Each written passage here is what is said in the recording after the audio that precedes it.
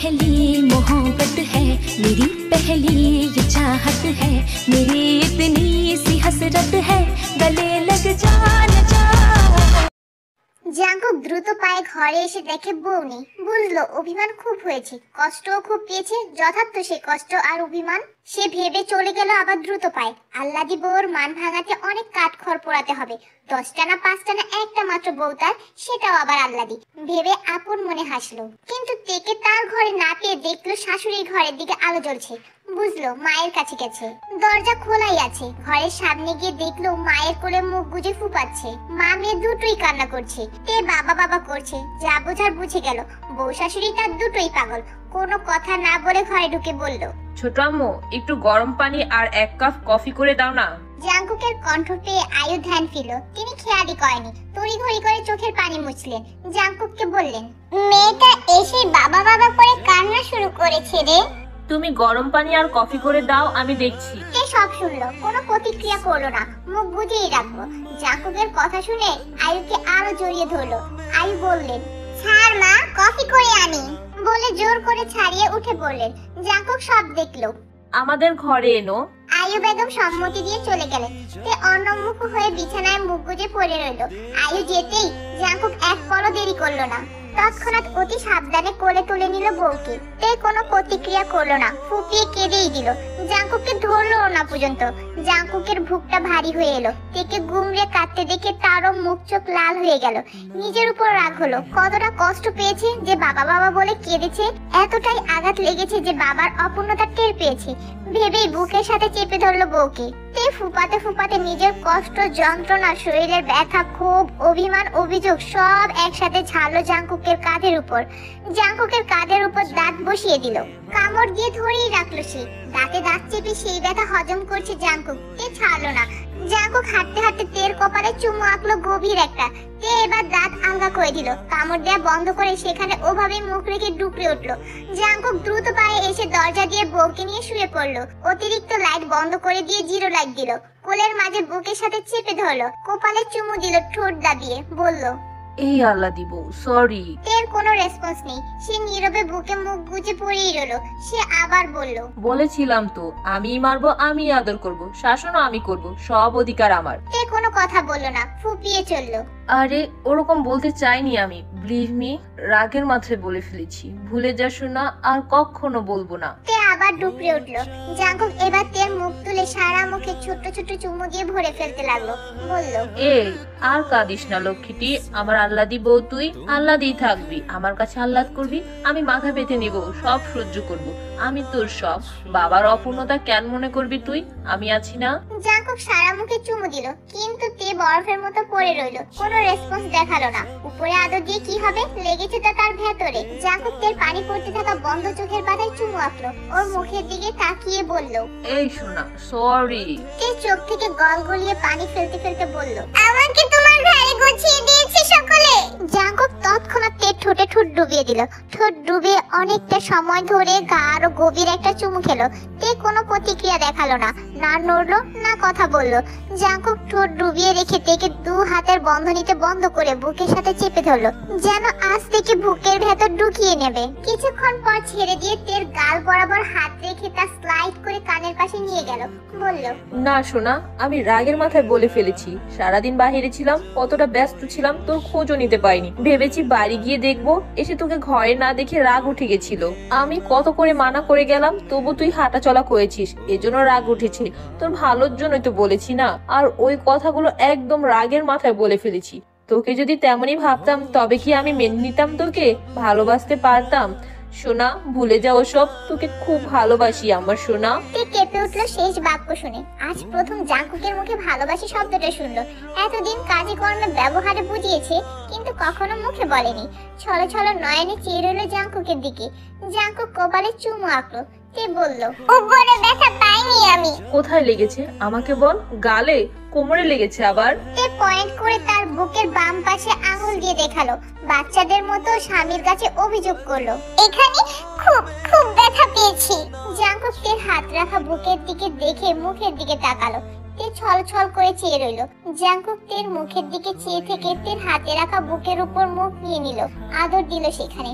চুমু আপলো গাঢ় করে সময় নিয়ে তে আবেশে চোখ বুঝলো। জাঙ্কুক আদর দিয়ে মুখ তুললো, আদুরি ভাবে বলল, ব্যথা সেরেছে? অল্প। তা শুনে আবার একই ভাবে আদর দিল সেখানে। মুখ তুলে আবার জিজ্ঞেস করলো, এবার? আর একটু আছে। জাঙ্কুক হেসে ফেললো শব্দহীন। এবার সে তে সারা গালে বুকে এলো পাতারি চুমু দিল ছোট্ট ছোট্ট। তে হাসলো এবার, দীর্ঘশ্বাস নিল। জাঙ্কুক চুমু দিয়ে তের মুখের দিকে তাকিয়ে রইলো। তে লাজুক হাসলো। সে বলল, সেরেছে ব্যথা? তে উপর নিচ মাথা ঝাঁকিয়ে উত্তর করলো, আমার আল্লাদি বউয়ের অভিমান গেছে? তে উত্তর না করে জাঙ্কুকের গলা জড়িয়ে ধরে মুখ গুজলো। জাঙ্কুক তার আল্লাদি বউকে আগলে ধরলো, প্রশান্তিময় শ্বাস ফেললো আর নিল। বুকটাও হালকা হলো, এতক্ষণ সেখানে ভারী হয়েছিল। তে মুখ গুজে পড়ে রইল জাঙ্কুকের বুকে। এরই মধ্যে অনেকগুলো দিন পার হয়েছে তাদের। জাঙ্কুক তের নিয়ম মাফিক ঝগড়া আর ভালোবাসা দিয়ে চলে গেছে কয়েকটা দিন। জাঙ্কুকের পরীক্ষা আর দুটো বাকি। তের পাও সেরে গেছে, তের কোমরের ব্যথাও অনেকটা সেরে গেছে। তের কোমরের ব্যথা তেমন আর নেই। তের কলেজের পরীক্ষাও শুরু হয়ে গেছে, 3টা পরীক্ষা দেওয়া শেষ। সকালের খাবার খেয়ে জাঙ্কুক তে চলে গেল পরীক্ষা দিতে। জাঙ্কুকের পরীক্ষা আজ হয়ে গেলে থাকবে আর একটা। বিকেল 4:30টার দিকে জাঙ্কুক আর সুগা পরীক্ষার হল থেকে বের হলো। দুজনে বেরিয়ে হাঁটতে হাঁটতে গল্প করছে। কথার মাঝে সুগা পকেট থেকে ফোন বের করলো। হলের মধ্যে তো ফোন সাইলেন্ট রাখে, এখন জেনারেল মোড করার জন্য ফোনটা বের করলো। আর বের করে ফোনটা অন করতেই ফোনের স্ক্রিনে তাকিয়ে ভ্রু কুঁচকে গেল, শরীরও ঝাঁকানি দিল। ফটাফট ফোনের লক খুলতে আকাশ ভেঙে পড়লো যেন তার মাথায়। শরীরে কিছু একটা চাপা পড়লো, বুকে কিছু একটা বাড়ি দিল।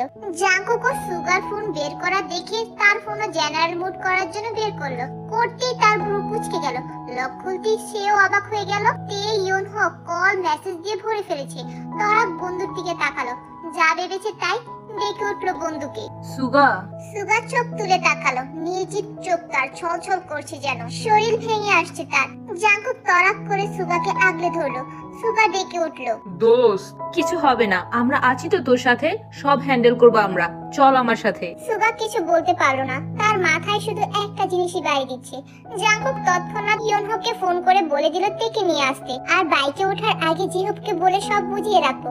প্রয়োজনে আইনের ব্যবস্থা নেবে, তবু বন্ধুকে কষ্টের ভাগিদার হতে দেবে না। তার একমাত্র কলিজার টুকরা বন্ধু, ছোট থেকে একসাথে থাকে।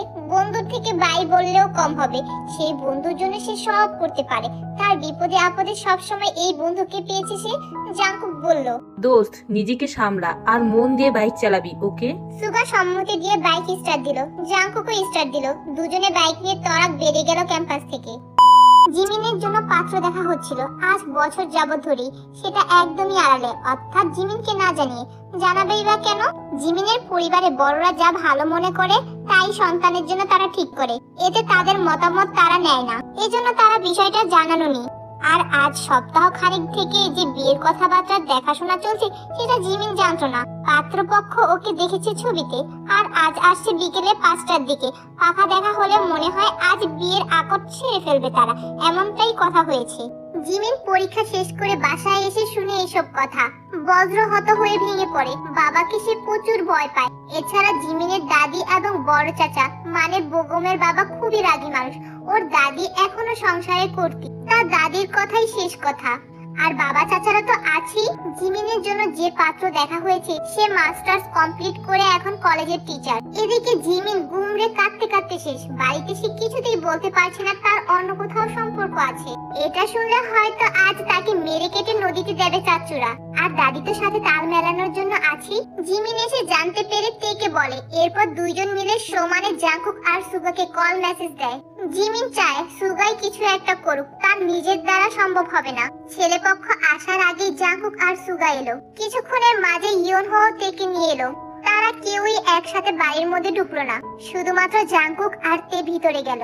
তেকে জিমিনের পরিবারের সকলেই চিনতো। তে জাঙ্কুককে জিমিনের পরিবারের সবার সাথে পরিচয় করিয়ে দিয়ে জিমিনের সাথে সে ভিতরে চলে যায়। ওনারা সবাই ভদ্রতা দেখিয়ে বসতে দিয়ে নাস্তা পানির আয়োজন করলেন।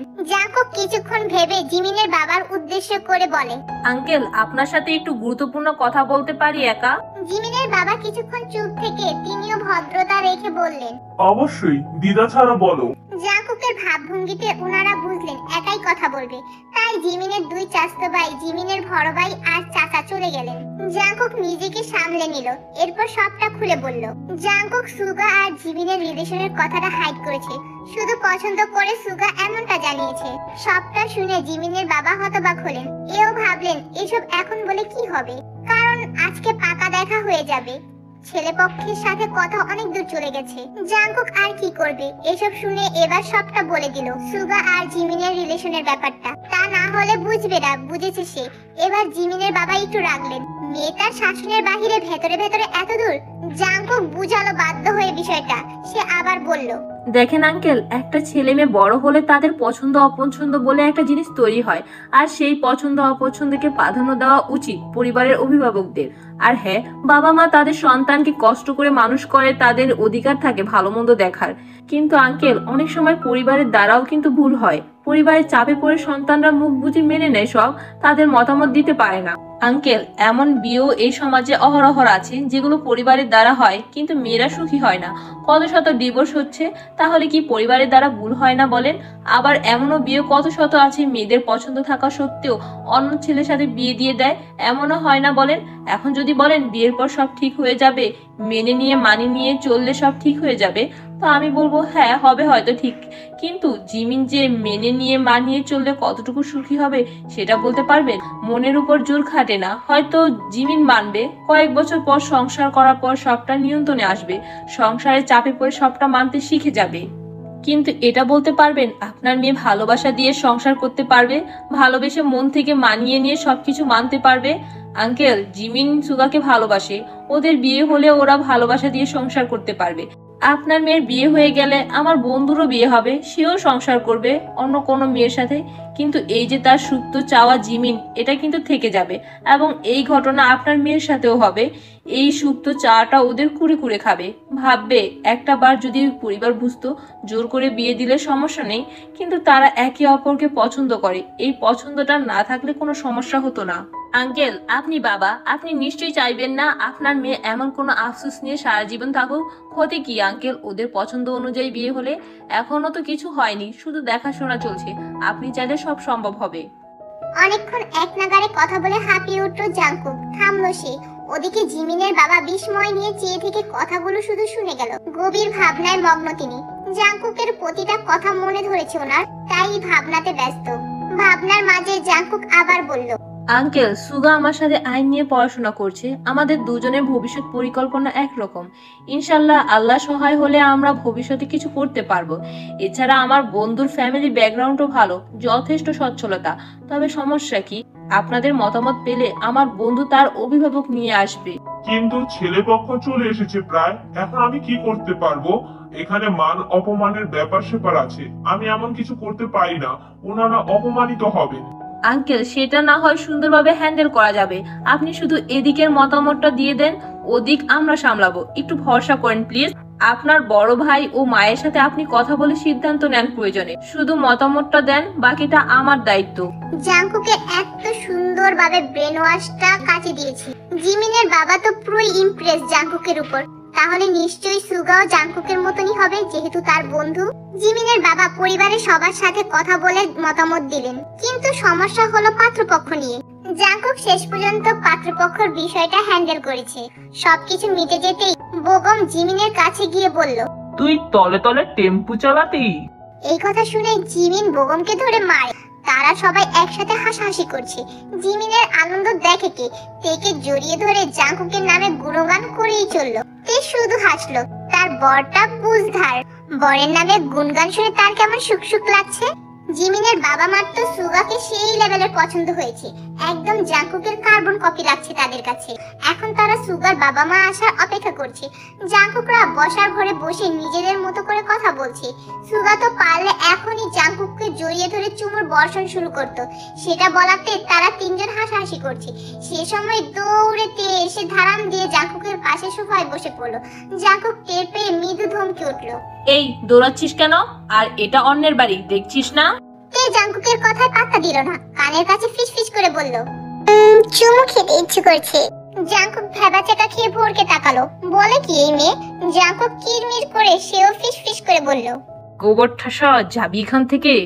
আরে সত্যি এখন ভাইয়ারা না থাকলে সত্যি আগে চুমুর বর্ষণ ঘটাতাম। ইস, আমার বরটা এত সুন্দর কেন? ফিস ফিস করে মুখ ডাকলো সুগা। তারা তো কথায় ব্যস্ত, তারা তাদের কথা শুনতে পারছে না। ভ্রু কুচকে জাঙ্কুক একই ভাবে বলল, রাতে দেখবো তোর চুমুর বর্ষণ, কত প্রকার বর্ষণ ঘটাতে পারিস। বর্ষণ ঘটিয়ে যদি প্লাবন না বানাতে পারিস তবে তোর উপর আমি তুষারপাত ঘটাবো। তে হা হয়ে গেল। সে কি তেমন কিছু বলেছে নাকি? এই ছেলে যখন বলেছে তখন করিয়ে ছাড়বে। কথার কথা বলতে গিয়ে নিজেই ফেসে গেল। দূর বলে তে উঠে ধেই ধেই করে জিমিনের ঘরে চলে গেল। জাঙ্কুক ওর যাবার পানে তাকিয়ে ঠোঁট কামড়ে মিটমিট করে হাসছে। সুগার বাবা মা এসে জিমিনকে দেখে তারাও পছন্দ করলেন। দুই পরিবার সিদ্ধান্ত নিলেন তারা আজই আকত ছেড়ে ফেলবে। শুধু জিমিনকে উঠিয়ে দেওয়া হবে সুগা ভবিষ্যতে চাকরি পাবার পরে। কথা অনুযায়ী তারা সেই ব্যবস্থা নিল। রাত 9টার দিকে সুগা আর জিমিনের আকত সম্পূর্ণ হলো। জাঙ্কুক সহ ইয়নহ সুগাকে পাশ থেকে অভিনন্দন জানালো। জিমিন লজ্জায় লাল নীল হচ্ছে ভাবে লাগছে। তাদের ইচ্ছে আকাঙ্ক্ষা পূরণ হলো। সুগা প্রশান্তিময় হাসলো, সে তার রসমালাইকে পেয়ে গেছে। বিকেলে মনে হচ্ছিল আজ বোধহয় অন্তরটা হারিয়ে ফেলবে, আত্মাটা বেরিয়ে যাবে। জিমিনকে এই কয় মাসের মধ্যে অনেক ভালোবেসে ফেলেছে। মেয়েটা সব সময় নরম সরম হয়ে থাকে, কথা বলে কি সুন্দর মিষ্টি মিষ্টি করে। সে সত্যি রসমালাই, দেখতেও এবং কাজেও। ভেবে হাসলো সুগা। আজ জিমিনের পরিবার সুগাকে যেতে দেয়নি, এখানেই আটকে রেখেছে। নতুন জামাই বলে কথা, সাথে তে আর জাঙ্কুককেও জোর করে রেখে দিয়েছে তারা। তাদেরকে কিছুতেই আজকে যেতে দিবে না। এদিকে তো জাঙ্কুক রীতিমতো মজা নিতে লাগলো। এক প্রকার সুগাকে পেরে ধরেছে, বেচারা পড়েছে গেরাকলে। জাঙ্কুক টিপ্পনি কেটে বলল, এ দোস্ত, তোর কপাল তো খুলে গেল রে। বিয়ে করলি, আবার শ্বশুর বাড়ি বাসর করারও সুযোগ পেয়ে গেলি। আরে তোর শ্বশুর শাশুড়ি তো তোর কপাল খুলে দিল রে, মেয়ে জামাইয়ের বাসর ঘরের ব্যবস্থাও করে দিল। সুগা কটমট করে তাকালো জাঙ্কুকের দিকে, কিছুই বলতে পারলো না। কারণ আজ তার পালা এসেছে। সে এতদিন সুযোগ বুঝে টুপ দিয়ে এসেছে। ইয়নহ ঠোঁট টিপে হাসছে। জাঙ্কুক যে তার মতোই মজা নিয়ে চলেছে একের পর এক। সুগা জিমিনের ঘরে বসে আছে। জিমিন বাহিরে ছিল, মাত্রই আসলো। সাথে করে সুগার জন্য লুঙ্গি আর টি শার্ট এনেছে, কারণ সুগা তো পরীক্ষা দিয়ে সেই অবস্থায় চলে এসেছিল। আর এত রাতে আর কাপড়ের ব্যবস্থা করা যায়নি, তাই এসবের ব্যবস্থা করা হয়েছে। জিমিন দরজার সামনে এসে দাঁড়াতেই দুজনের চোখাচোখি হলো। দুঃখ করে উঠলো দুজনের বুক। তাকিয়েই রইলো কিছু পল। জিমিন লজ্জায় মাথা নুয়ে ভেতরে ঢুকে গিয়ে সালাম দিল। সুগা সালাম নিয়ে ফেরত সালাম দিল। জিমিন সালামের জবাব দিয়ে মায়ের কথাগুলো বলল আর সুগাকে চেঞ্জ করতে বলল। সুগা সবটা শুনে বলল, সমস্যা নেই, এতেই চলবে। নিজেই ভাবিনি আজ আমার বিয়ের কপালটা খুলে যাবে। এখন লুঙ্গি পরে শ্বশুর বাড়ি, তাও আবার বউয়ের ঘরে, থুড়ি বাসর করে রাত কাটাবো। সুগার লাগাম ছাড়া কথা শুনে জিমিনের পুরো অন্তর কেঁপে উঠলো। হাতুড়ি পিটা শুরু হলো বুকে, কিছু বাড়ি দিচ্ছে বুকে। লজ্জায় কান মুখ লাল হয়ে উঠলো। সুগা হাসলো, আপাতত বউকে লজ্জা দেওয়া থেকে দূরে রাখলো। জিমিনকে কাছে টেনে শক্ত করে জড়িয়ে ধরলো। ইমোশনাল হয়ে উঠলো দুটি মন। জিমিন শব্দহীন কেঁদে দিল। এই জড়িয়ে ধরাতে আবেগ ছিল। সুগা বুঝিয়ে দিল তা জিমিনকে। অনেক সাধনা করে পেল তার রসমালাইকে। জিমিন বুঝে সুগার শার্ট খামচে ধরলো, মিশে যেতে চাইলো সুগার বুকে। ছাড়বে না, আর ছাড়লে যদি হারিয়ে যায়।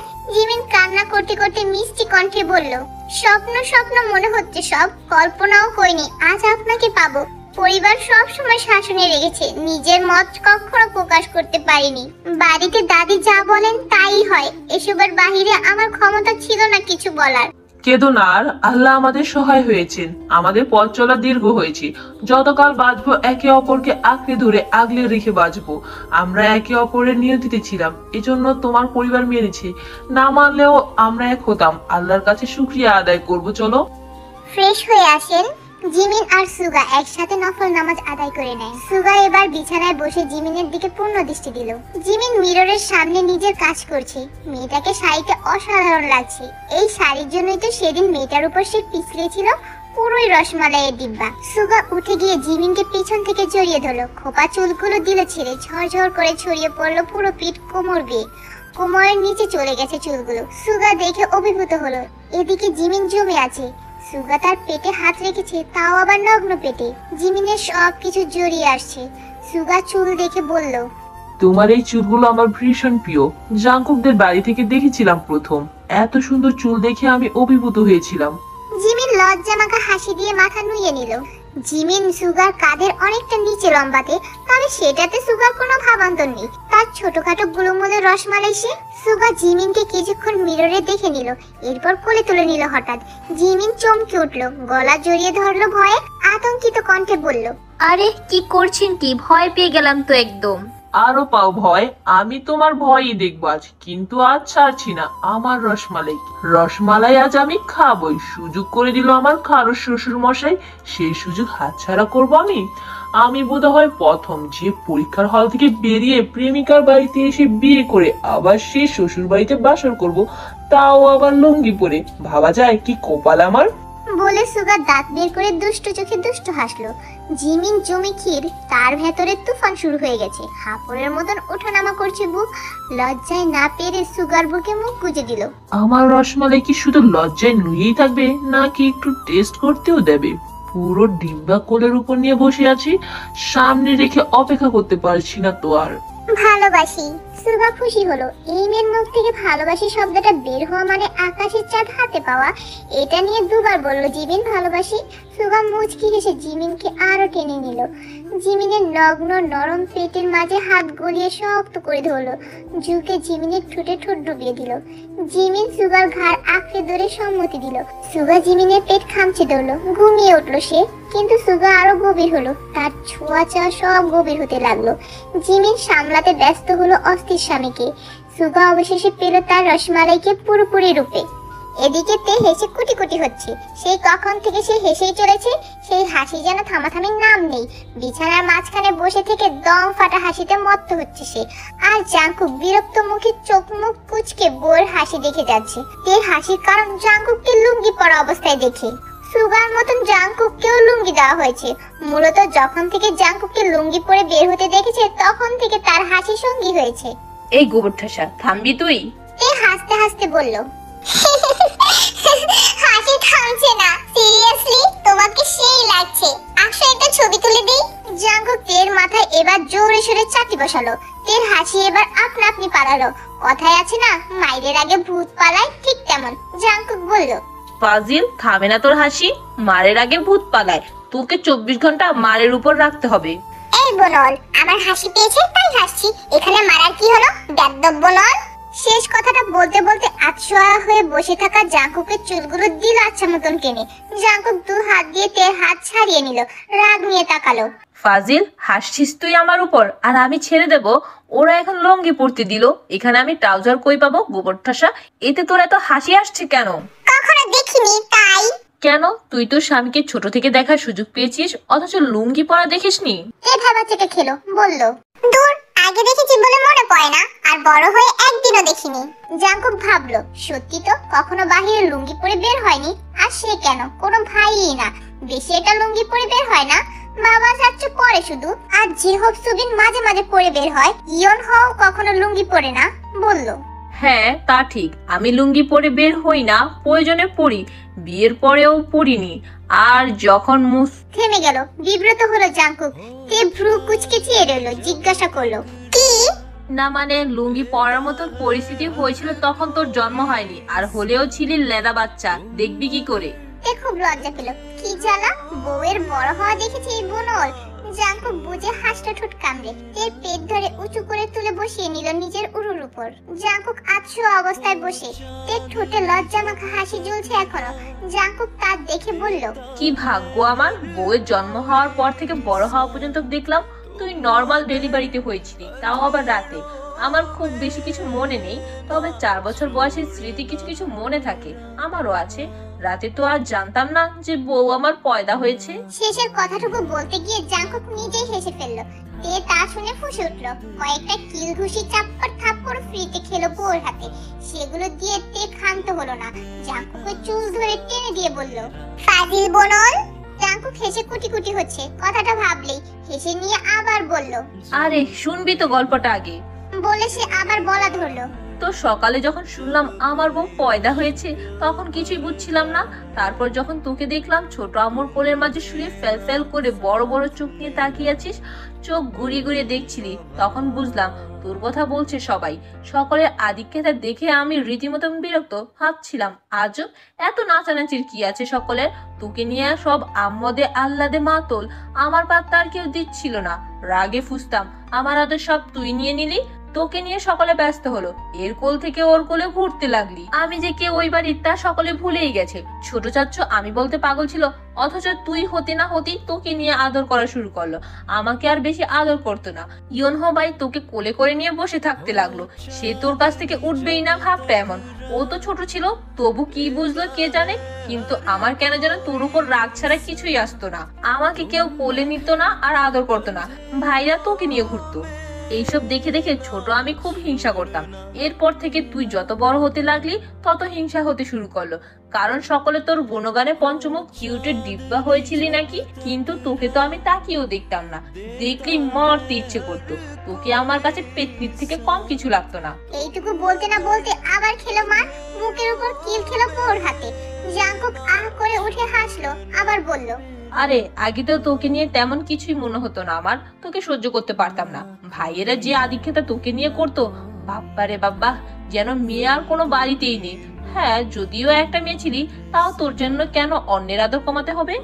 জাঙ্কুকের বুকের উপর শুয়ে পড়লো, উরুর উপর বসে থাকতে থাকতে শুয়ে জাঙ্কুকের বুকে কামড় দিল আলতো করে, বলল, হিংসুটে বোনো একটা তুমি, আর আদর কম ছিল না তোমার, শুধু আমার আদর বাড়িয়েছিল বলে তোমার এমন মনে হতো। হ্যাঁ কিন্তু তখন তো ছোট ছিলাম, ওসব কি বুঝতাম নাকি। উত্তর করো না। জাঙ্কুক তের চুল কানের পিছনে গুজে দিল, ডান হাত তুলে তের গালে রেখে বৃদ্ধাঙ্গুল দিয়ে ঠোঁটের পাশে স্লাইড করতে লাগলো, করতে করতে বলল, তোকে তো বিয়ের পর থেকে অন্য রূপে অন্য চোখে দেখা দৌড়লাম। বিয়ে না হলে বোধহয় আজীবন হিংসার পাত্রেই থাকতি। কিউটের ডিব্বা তো তোকে বিয়ের পর মনে হয়েছে। আগে যদি জানতাম সেদিনের ওই কাপড়ের টুকরোর মাঝে শুয়ে বড় বড় চোখ দুটো ঘুরি ঘুরিয়ে দেখা এইটুকুখানি মেয়েটা বউ হবে আমার, তাহলে বোধহয় হিংসে না করে সেদিন থেকেই আদর করা শুরু করতাম।